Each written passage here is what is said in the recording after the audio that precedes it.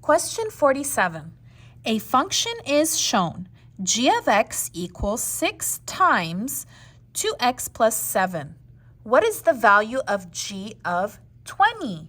All right, so the first thing I'm going to do is I'm going to go ahead and copy this equation. So g of x equals 6. I'm going to open the parentheses, 2x plus 7. So, and I have a number right here, g of 20. What is this 20? It's obviously not a part of this. So I have a 20 inside the parenthesis. If you take a look here, look inside the parentheses. What letter is inside the parenthesis? X. X is inside the parentheses. So x is inside the parentheses, 20 is inside the parentheses. What does that mean? That means that x is 20. So what I'm going to do is I'm going to put the 20 for all of my x's. So I'm going to change all of my x's and I'm going to put 20 in parentheses.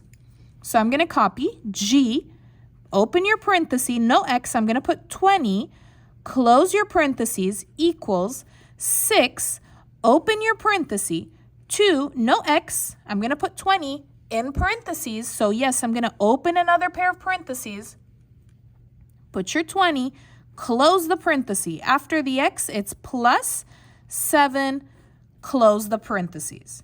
I'm going to go ahead and copy g of 20 equals, and this part over here, I'm going to stick it in the calculator, all of it.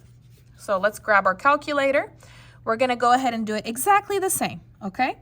So 6, open your parenthesis, 2, open your parenthesis again, 20, close your parenthesis, plus 7, and close the parenthesis. Exactly the same. Go ahead and push enter, and it looks like my answer is 282. That would be my final answer. And it looks like the answer is B. Thank you so much for watching. If you liked the video, please give it a like, leave a comment, subscribe. I'll see you next time.